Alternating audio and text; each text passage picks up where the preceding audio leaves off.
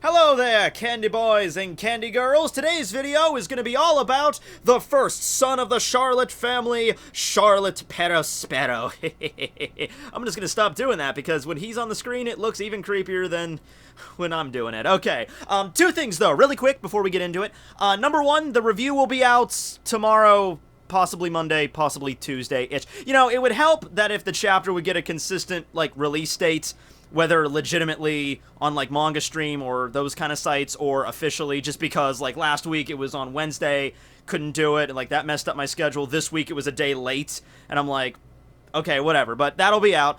Honestly, I have to thank you all because, like, last week when the review was, like, 5 days late, you know, people are still watching. People are still giving me views on the videos, so, you know, that helps. That means a lot. That even when I'm late, you guys have, you know, you have patience, so that's good. Number two, really quick, if you haven't already followed me on Twitter, then follow the link in the description and go do that. I only bring this up now because I just started using Twitter, like getting into the groove of using it often, like in the past few months. Like, I started the thing like 5 years ago, but for most of my YouTube career, I've never used it, so I've just started using Twitter.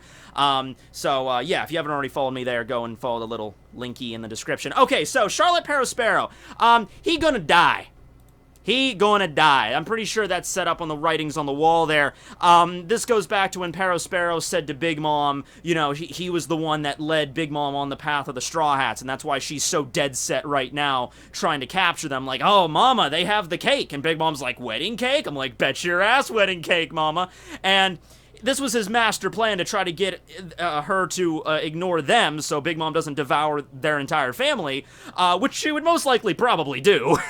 But Big Mom, even in her hunger state, was smart enough to be keen to the fact that he might be messing with her and said, you know, if you're lying, and I'm gonna eat you. You know, when Big Mom is in her hunger mode, you know, she cares not for nepotism. She will devour her entire family, probably, if it's what she desires, right?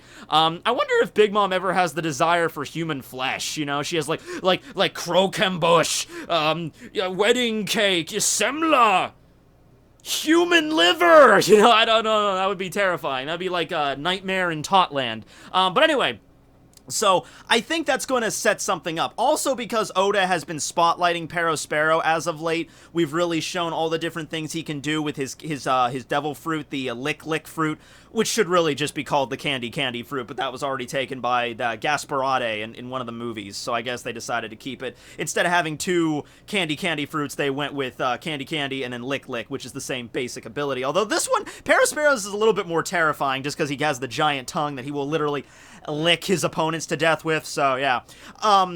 But yeah, so Oda's been spotlighting him a little bit. We saw him, you know, tank that explosion from Pedro. I mean, not really tank because he lost an arm, but even after, you know, the big explosion right in front of him that was enough to rock the coast, this was an explosion big enough to free the Sunny and knock Big Mom's fat ass down. So, even in that situation, he was still able to get back up and seems to be, like, relatively okay as of this chapter, 879. But, yeah, I think after this whole thing is said and done, Big Mom is going to devour Perospero after she finds out that he lied about the cake. And then at that point, I think Sanji and Chiffon and Pudding are going to show up with the actual cake. She's going to eat it, come back to her senses. And we've seen from flashbacks that when she comes back to her senses, she really doesn't have any memory of what happened. So all the other members of her family, while they're crying over the death of Perospero, they'll just say to Big Mom, they'll say, oh, yes, the Straw Hats, they were the cause of first son Perospero's death. You know, that's the one. You need to kill them, Mama. Now, Mama doesn't really care much, like I said, for her family ties. She doesn't really act like much of a mother figure to them, other than the fact that she just, like, fires them out of herself. Because look at Pudding. Pudding is her daughter, and it's also somebody that she really needs. You know, she needs Pudding's third eye power for the Poneglyphs, and yet she still treats her like shit a lot. It's like, I know I need you and everything, but damn, I could barely afford to look at your disgusting face. That third eye? What the hell? Chiffon. You know, just because Chiffon looks like Lola, she treats Chiffon like shit. You know, hashtag Chiffon did nothing wrong. But even then, she's like, Chiffon, how dare you show your face? So she doesn't really care much for her family. But I'm assuming it's a thing where it's like, if somebody, it would still, like, piss her off if someone killed a family member. Like, remember what happened with Snack? I think we all remember what happened with Snack. Not really, because it wasn't shown, but I think we all know what happened with Snack. That's right. He was fighting a Rouge, and then he tripped on a banana peel, fell over the side, and died. Yes. Yeah, and so she took her revenge out on a Rouge. I think the same deal would happen if Perospero were to be devoured by herself. They would tell her, oh, brother Peros died, the Straw Hats are responsible, and then that would make Big Mom even more mad about everything that happened, and that would continue the rivalry between Big Mom and the Straw Hats after Totland, alright? Fair enough there. So in the most recent chapter, we had this moment with Perospero, though, going a little bit more into his abilities, his lick fruit abilities. We have this scene where Big Mom is walking on the water toward the Thousand Sunny. At the moment that the Thousand Sunny escapes with the coup de burst, and Jinbei's like, alright, well, like, everyone check to make sure where the enemy's coming from. Carrot's looking over the side. She's like, oh yeah, the battleships are coming at 6 o'clock. What the hell? And she sees Big Mom trudging out over the water. And this moment from Jinbei is priceless in the chapter. You know, it's like where he literally just, it's like, oh, I don't care who you are. There's no way. Yonko or not, you are not walking on the water. You are hacking these abilities. Oda, what the hell are you doing up there? You know, he's just like shaking his fist at the author. Like, devil fruit user walking on water? Come on now. You know, but no, she's not actually walking on the water. Big Mom is not Jesus. What's actually happening is that Perospero is creating what he calls a candy sea slug. And you can kind of see it here. I'll make it a little bigger for you. Candy sea slug, where she's walking on the top of the slug, and then the bottom of it is going underneath the ocean, and we can see these little bits of candy there, like little mints in the center of it. And then we later see right after this a little bit more into his ability where he can create a fake arm. He can create an arm out of candy. Now, here's the deal with Perospero's Devil Fruit. We've actually seen this kind of Devil Fruit before. This is not really new to us, okay? The thing that I'm curious about is the fact that he creates a sea slug that can exist in the ocean.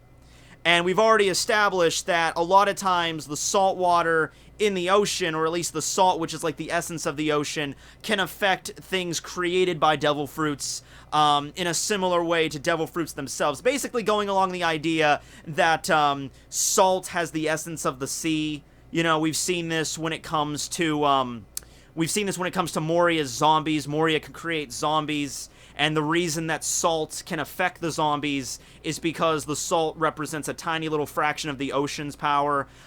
We saw this non-canonically, but we saw this in the movie film Gold, how Tesoro's gold is affected by seawater.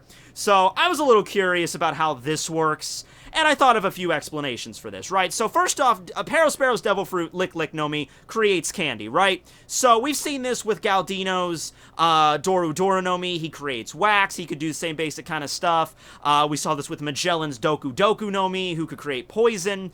It's more similar to Galdino's Doru, though, because with his, he could create wax, and the wax, like, behaved like it could still melt and everything, but it was a lot tougher than normal wax. Perospero's is kind of the same deal. He creates candy. The candy can still dissolve if it encounters water, or it can still melt if it encounters heat or fire, but it's still tougher than normal candy is. And we even see Perospero use abilities that are very similar to Galdino's Doru, like how he was caking his opponents in candy, and, you know, kind of the same thing with Doru, that big candle service thing where he was trapping them in wax.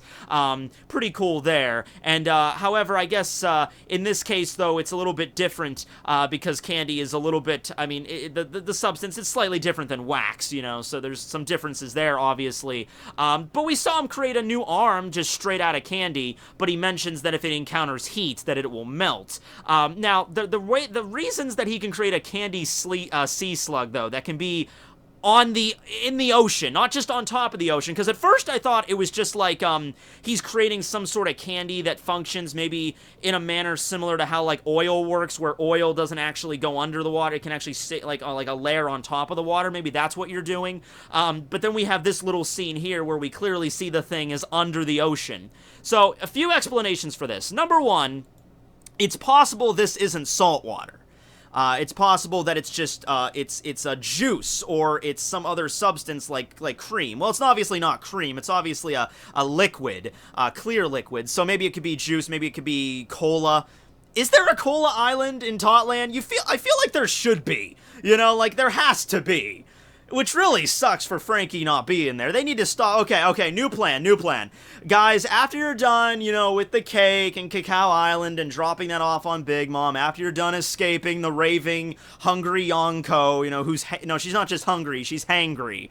After you get her all taken care of, you know, shove the freaking cake down her gullet, you guys need to stop by Cola Island, and you need to beat the crap out whoever's the minister of Cola, and then you need to bring some souvenirs for Frankie. I want to see how Frankie would react if you put in, like, here's some Fanta, here's Mountain Dew, here's some, I wonder how Diet Cola, caffeine-free cola would have affected him. You know, and Chopper's already aware of how all the different colas work with Frankie, so you need to get some souvenirs for him. But I digress, but this needs to happen. That's the case, though. It might not be salt water, it could be juice, in which case, here's the thing with devil fruit users. If the devil fruit user themselves is submerged in any kind of liquid, it doesn't matter if it's seawater, freshwater, juice, tea, cola, if they're submerged in any kind of liquid, then it affects them the same way that, like, the ocean water would. They begin to lose their strength, and if they're submerged more than halfway up, they can't move very much. They might still retain consciousness. Their devil fruit ability might still be able to be used if used by a third party, like when Luffy was underneath Arlong Park in that pool. But they can't move very much. That's the key here, and usually they'll succumb to drowning and then they'll die. Even Jack, this big, huge, ripped guy, is helpless underwater. He can't move. He might still be able to breathe because he's part fishman, but he cannot move. So that's the deal with when a user is submerged under the ocean. But when it comes to just the effect of the devil fruit, the substance the devil fruit creates, that's a little bit more of a gray area. We know that salt can affect it, but we don't know how this operates. And I'm looking back into seeing the moments with Galdino and with Magellan, and I'm looking to see, is there ever a moment when Galdino's wax meets seawater? Or is there ever a moment when Magellan's poison meets seawater? Or any kind of water? And we just don't see that. I'm pretty sure there's not a moment in the story where a Galdino uses his wax, like, underwater. There was one scene where he covers himself in that wax ball thing when he gets eaten by the banana gator. But that's, like, inside of a gator. That's inside of, like, the digestive fluid of the gator's stomach. That's not really the same thing as like, salt water or anything like that. So in which case, maybe that's, you know, that's different. Magellan, actually, interesting point with Magellan, when he was using his Venom Demon, to attack he was trying to attack the escapees from Impel Down, they all jump on Ivankov's head and they blast off over the ocean and get, picked up by the whale sharks. One Piece is a really fucking weird series when I just said that out loud. But you had this moment where Magellan had his Venom Demon, his strongest ability, and it's just kind of reaching out over the water. And I always wondered, like, Venom Demon is so powerful, it's so corrosive. Couldn't Magellan, like, dive the Venom Demon into the ocean, and then the entire water would immediately become toxic, and it would kill the whale sharks, or it would at least hinder their escape? Magellan didn't even attempt this. And Magellan's not an idiot, and he knows how to use his devil fruit. In fact, we even know Magellan had his devil fruit ever since he was a little kid, because Oda drew him as a child, and he even had it as a little kid. So he grew up with this ability. I'm going to assume that Magellan knew that, yeah, if my Venom Demon touches water, it would instantly dissolve. It would disperse the ability because it's salt water. So I'm assuming that when substances that devil fruits create come in contact with the salts, therefore that's the problem. They disintegrate. So the only possibilities I can come up with here with this sea slug thing are, number one, it wasn't salt water, or number two, Perospero is so good at using his fruit, he can just constantly emit an endless stream of candy. So it's true that his devil fruit might not work very well in ocean water, if it really is ocean water, but even after it's dissolving, he could just keep creating more and more and more of it. He does have a bounty of 700 million berries, after all. I bring this up sarcastically because it's higher than Sabo's, and, you know, this guy clearly looks like, Luffy could kick his ass. I'm pretty sure Luffy could kick his ass easily, but, 700 million, damn. Sometimes I feel like Oda's just trying to mess with us, you know what I mean? But yeah, those are the two explanations I can come up with that. Either it's not really salt water, or it's just him so good at his devil fruit he can just create so much of it. I mean, hell, to the point where he can create a candy arm that can apparently function like a normal arm. Like, he can move it and stuff. I mean, that's pretty good. That's high spec when it comes to the devil fruit ability, so good for you, Perospero.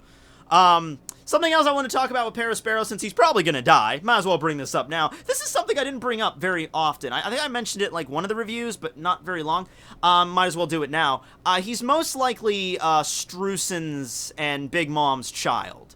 Streusen is most likely his father, because Streusen was like the first person that Big Mom ever encountered on her little quest at Tautland.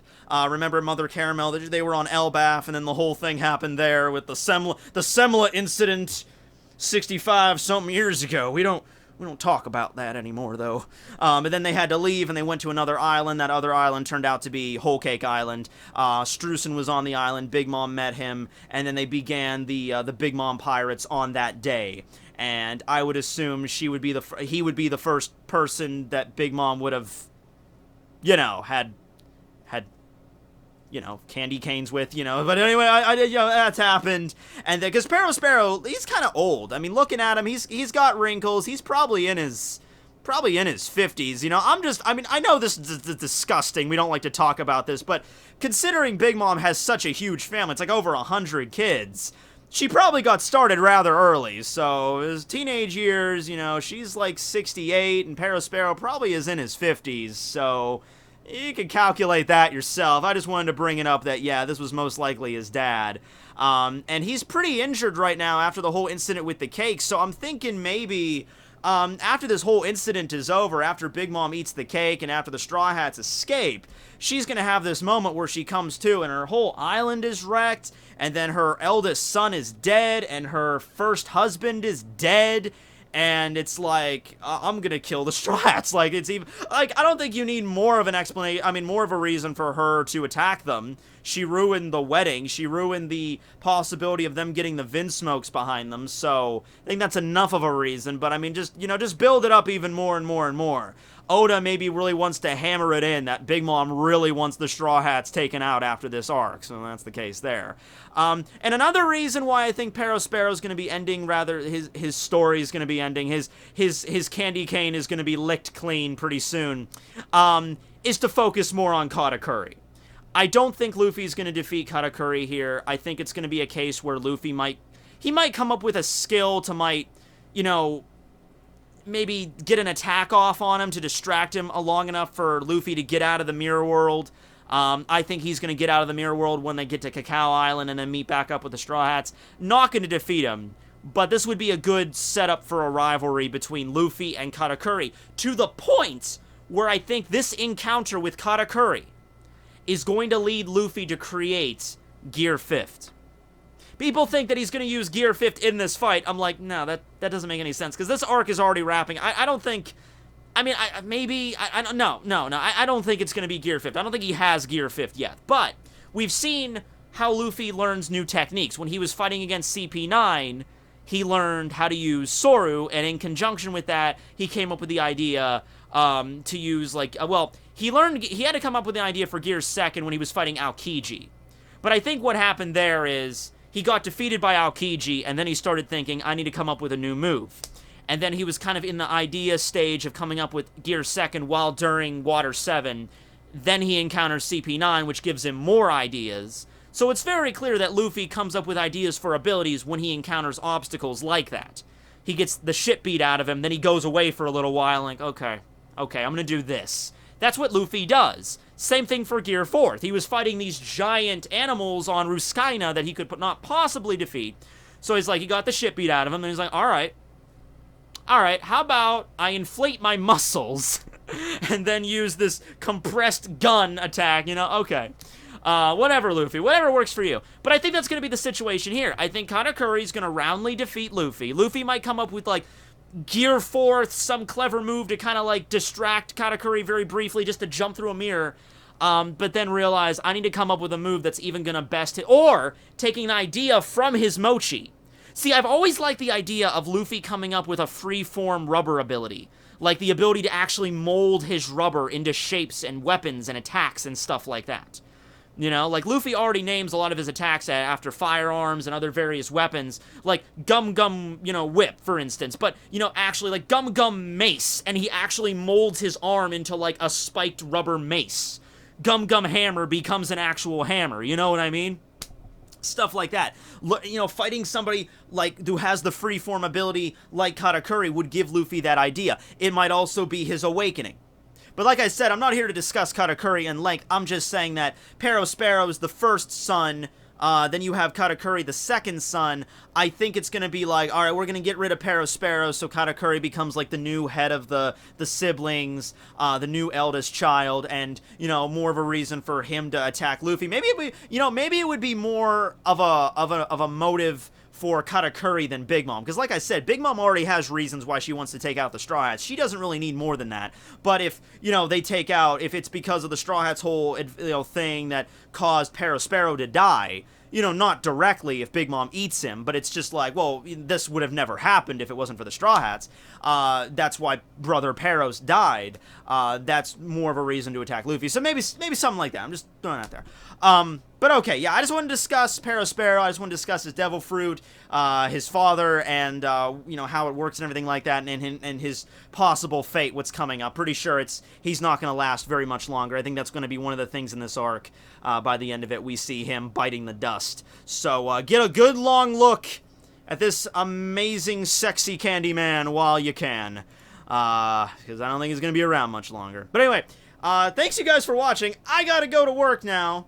Day shifts are great, because that's, like, right in the middle of the day, so it's really hard to get a review out under those circumstances. But, once again, thanks for your patience, and follow me on Twitter below if you want to go and follow me and all my little Twitter adventures there. I go on Twitter adventures. They're pretty cool. Yeah, it's Twitterland. You ever been to Twitterland? I've been to Twitterland. It's kind of weird, but everybody gets a free bird, so I guess that's something.